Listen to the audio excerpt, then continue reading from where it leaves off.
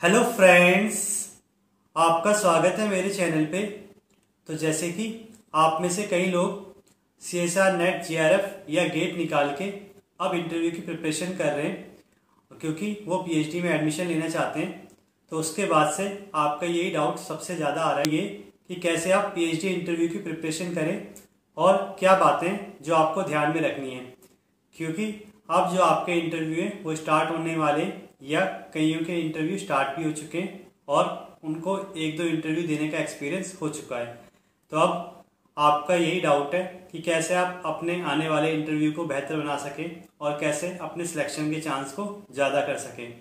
तो आज की मेरी ये वीडियो इसी रिगार्डिंग है कि कैसे आप इंटरव्यू की प्रिपरेशन करें और क्या चीज़ें जो आपको ध्यान में रखनी है इंटरव्यू देते समय। तो चलिए शुरू करते हैं। तो सबसे पहले तो मैं आपको ये कहना चाहूँगा, आप जब भी इंटरव्यू देने की बात करते हैं तो सबसे पहले आपके पास अपना टॉपिक होना चाहिए।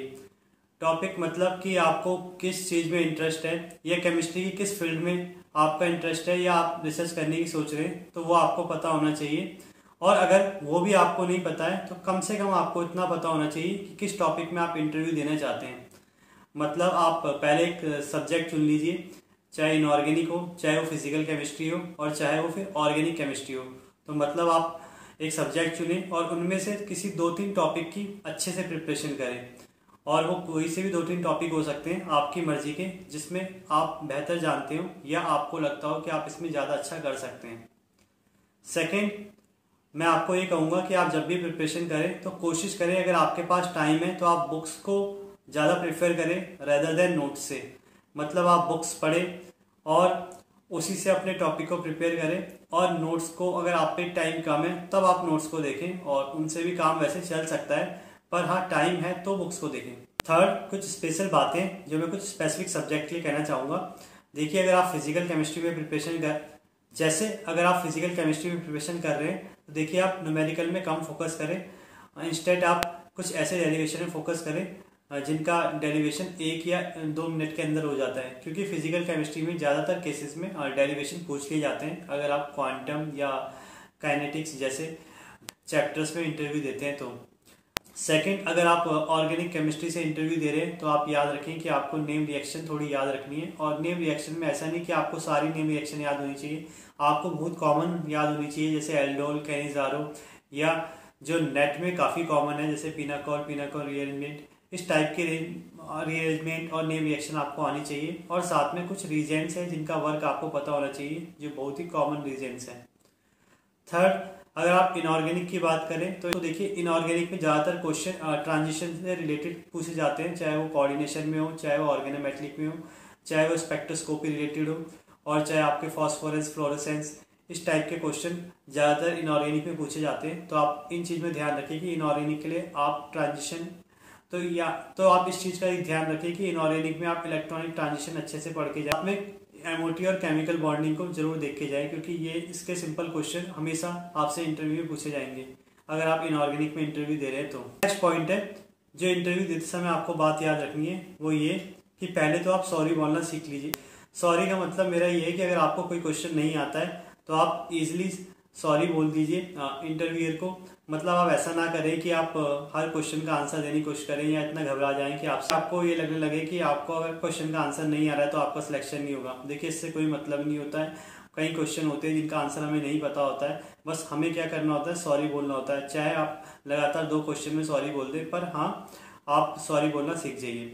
सेकेंड, देखिए कोशिश करें कि जब भी आपका इंटरव्यू स्टार्ट हो और आपसे कोई टॉपिक पूछा जाए, और या अगर आपसे जो पूछा जा रहा है उसमें आप कंफर्टेबल नहीं हैं, तो आप अपना टॉपिक बता सकते हैं कि आपने कौन सा टॉपिक प्रिपरेशन किया है और उससे आंसर देने की कोशिश करें। और साथ में या आप ऐसे भी कर सकते हैं, कोई भी आप आंसर दें तो अपने टॉपिक की तरफ उन्हें खींचे, ताकि आपसे जो क्वेश्चन पूछे जाए आपके टॉपिक के हिसाब से ही पूछे जाए। मतलब ये आपकी एक स्ट्रेटेजी होनी चाहिए और यह आपकी क्वालिटी होनी चाहिए कि आप जो भी आंसर दें या जिस तरीके से भी आप इंटरव्यू को ले जाना चाहें। थर्ड, मैं ये कहूँगा ज़्यादातर इंटरव्यू में, या मैं कह सकता हूँ 95% इंटरव्यू में आपसे आपका इंट्रोडक्शन पूछा जाएगा, मतलब आपसे आपका एकेडमिक बैकग्राउंड पूछा जाएगा। तो देखिए, ये आपकी जिम्मेदारी होती है कि अगर आपने कोई प्रोजेक्ट किया है तो आप उसको ज़्यादा से ज़्यादा मतलब डिस्क्राइब करें, या जो भी क्वेश्चन उससे रिगार्डिंग पूछे जाएँ उसको आप बताएं।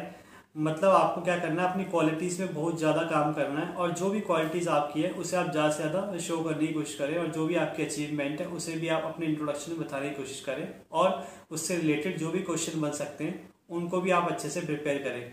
और ज़्यादातर ये प्रोजेक्ट या किसी पेपर से रिलेटेड ही होता है। पॉइंट है, देखिए मैं आपको ये कहूँगा, अगर आप इंटरव्यू देने जा रहे हैं तो इस बात की आप टेंशन ना लें कि आपने किसी प्रोफेसर को मेल किया है या नहीं।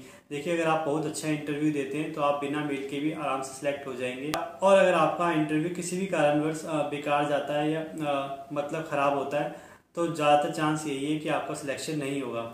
मतलब कहने का यही है कि आप मेल पे डिपेंडेंट ना हो। अगर आप मेल नहीं भी करते हैं पर अच्छे से पढ़ते हैं तो आपका सिलेक्शन जरूर होगा और आपके बेस्ट इंस्टीट्यूट में आप जरूर जा पाएंगे।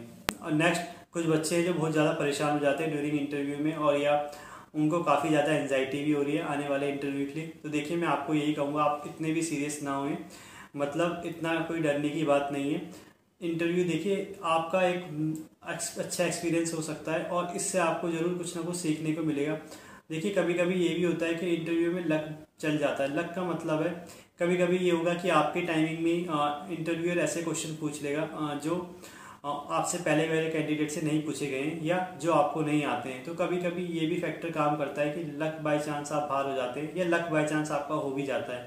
तो देखिए इस चीज़ को भी आपको तो यानी इस चीज़ के लिए भी आपको तैयार रहना है। बस आप अपनी तरफ से क्या कर सकते हैं, आपको उसी पे फोकस करना है कि आप मेहनत करिए और जो भी चीज़ें आपको हर इंटरव्यू से सीखने को मिल रही है, चाहे वो अच्छी हो और चाहे वो बुरी हो, आप उनसे सीखें और आगे बढ़ें। चाहे फिर वो अच्छे एक्सपीरियंस हो या बुरे एक्सपीरियंस हो, आप उनसे सीखें और आगे बढ़ें। नेक्स्ट एंड लास्ट में ये कहना चाहूँगा, देखिए अगर आपका इंटरव्यू स्टार्टिंग में है तो आप कोशिश करें कि आप अच्छे से मेहनत करें, क्योंकि स्टार्टिंग वालों को इंटरव्यू थोड़ा ज़्यादा टाइम के लिए होता है। और अगर आपका इंटरव्यू लास्ट में, तो देखिए ये आपके साथ एक फ़ायदा रहेगा कि आपका जो इंटरव्यू है थोड़ा कम टाइम के लिए होगा, पर साथ में आपके साथ ये भी देखा जाएगा कि आपको जो लास्ट में अगर आपका इंटरव्यू है तो आपको ज़्यादातर क्वेश्चनों का आंसर सही देने होंगे या इतने अच्छे देने होंगे कि इंटरव्यूअर आपकी तरफ ध्यान दे। क्योंकि कभी कभी क्या होता है कि लास्ट के इंटरव्यू के लिए इंटरव्यूअर इतना ध्यान नहीं देता है, क्योंकि उन्हें ऑलरेडी ही उतने नंबर ऑफ कैंडिडेट या अच्छे कैंडिडेट स्टार्टिंग में मिल जाते हैं या साथ में वो बोर हो जाते हैं क्वेश्चन पूछते पूछते या थक जाते हैं। तो इसीलिए लास्ट के कैंडिडेट पे इतना ध्यान नहीं दिया जाता है।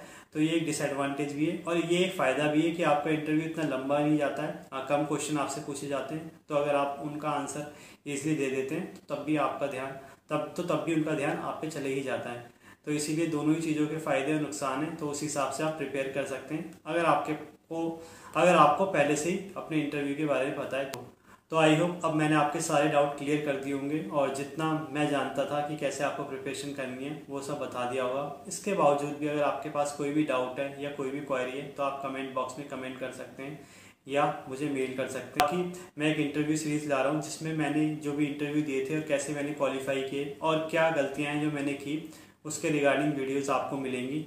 तो आई होप आपको वो सीरीज़ पसंद आएगी और बाकी मेरे साथ जुड़े रहने के लिए इस चैनल को सब्सक्राइब करें, वीडियो को लाइक करें और शेयर करें। Thank you.